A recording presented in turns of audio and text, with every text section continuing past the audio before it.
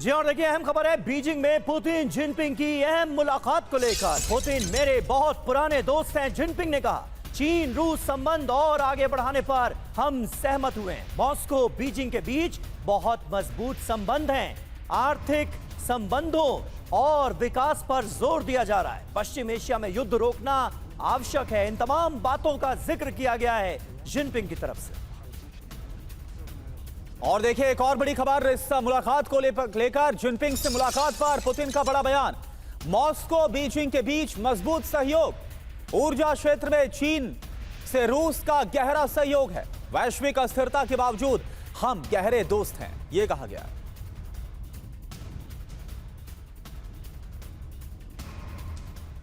और आइए आपको दिखाते हैं कि बैठक में पुतिन और जिनपिंग की तरफ से क्या क्या कहा गया है। पुतिन जिनपिंग गठजोड़ ट्रंप को कैसे दे रहा है झटके पर झटका। शी जिनपिंग कहते हैं युद्ध को रोकना जरूरी है। व्लादिमीर पुतिन ने कहा कि यह जो तनावपूर्ण अंतर्राष्ट्रीय स्थिति है इसका निपटारा होना चाहिए। एक तरफ डोनाल्ड ट्रंप के बारे में खबर यह कि वो ईरान पर हमले के बारे में सोच रहे हैं, दूसरी तरफ जिनपिंग कहते हैं कि यह युद्ध का वक्त नहीं है, बातचीत से समाधान निकालने की जरूरत है। इस पर जिनपिंग ने जोर दिया है। बिल्कुल, और इस पर व्लादिमीर पुतिन की तरफ से क्या कहा गया। वैश्विक अस्थिरता के बावजूद बीजिंग से अच्छे संबंध हैं, यह कहा गया है। दोनों राष्ट्राध्यक्षों की तरफ से क्या कहा गया, एक एक दिखा रहे हैं आपको। शी जिनपिंग की तरफ से यह कहा गया जंग रुकने से ऊर्जा जरूरतें पूरी होंगी, तो व्लादिमीर पुतिन की तरफ से कहा गया ऊर्जा क्षेत्र में चीन से सहयोग और ज्यादा हमारा मजबूत हुआ है। जी हां, अंतर्राष्ट्रीय व्यापार की रुकावटें दूर होंगी अगर जंग रुकती है तो। पुतिन कहते हैं 25 साल में चीन से व्यापार 30 गुना बढ़ा है, 30 गुना। तो यानी कुल मिलाकर इन दोनों ही नेताओं की रजामंदी इस बात पर नजर आ रही है कि यह युद्ध खत्म होना चाहिए। अमेरिका ने ईरान पर बेवजह यह जंग थोपी है। रूस और चीन ने ईरान को जो मदद पहुंचाई है उससे ट्रंप की आक्रमण नीति भी हैक हो गई है।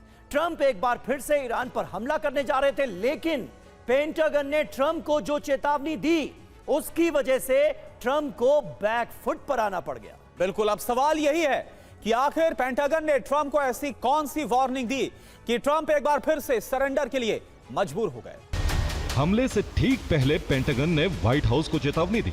पेंटागन ने कहा कि ईरान ने अमेरिकी लड़ाकू विमानों का पता लगाने की क्षमता विकसित कर ली है। इतना ही नहीं, अमेरिकी फाइटर जेट को गिराने की तकनीक भी तैयार कर ली है।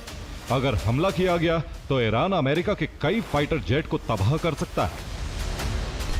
ईरान ने अमेरिकी फाइटर जेट और परमाणु बॉम्बर के उड़ने और हमला करने के पैटर्न का अध्ययन किया। ईरानी कमांडर्स ऐसा रूस की मदद की वजह से कर सके।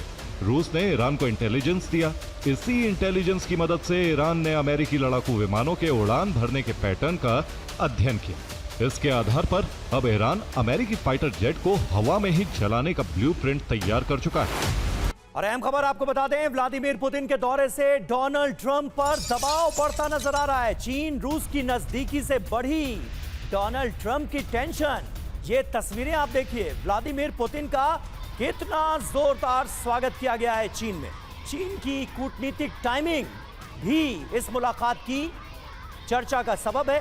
संवेदनशील मुद्दों पर दोनों देश बिल्कुल साथ एक प्लेटफॉर्म पर नजर आ रहे हैं।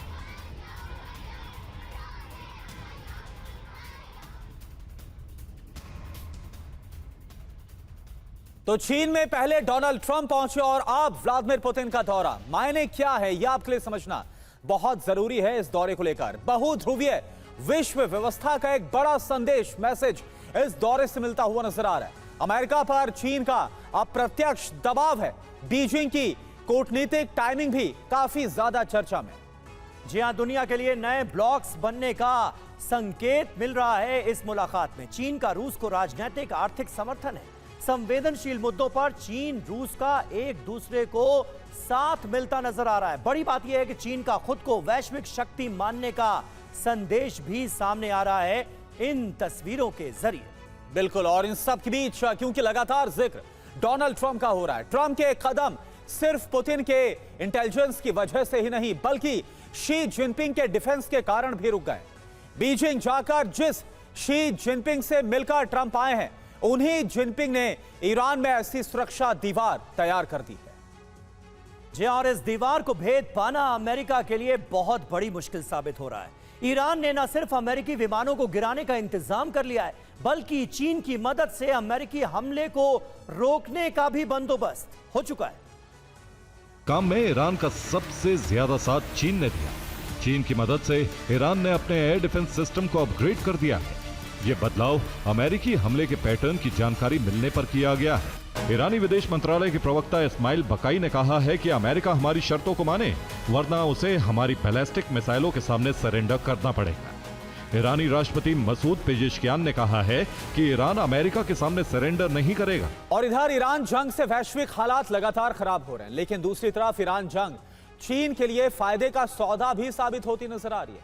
होर्मुज बंद होने के बाद से ईंधन संकट से चीन के क्लीन एनर्जी सेक्टर की डिमांड बढ़ गई और इस वजह से बिना जंग लड़े चीन इस जंग में विजेता बनकर उभर रहा है। एक रिपोर्ट के मुताबिक चीन के इलेक्ट्रिक और हाइब्रिड गाड़ियों का निर्यात कुल निर्यात का 53% हो गया है, जो पिछले साल की तुलना में 100% से ज्यादा का इजाफा है।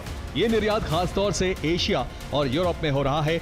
मार्च में बैटरी निर्यात भी 44% तक बढ़ा है। चीन पहले से ही सोलर, विंड, बैटरी और इलेक्ट्रिक व्हीकल की सप्लाई चेन में 70% से ज्यादा हिस्सेदारी रखता है।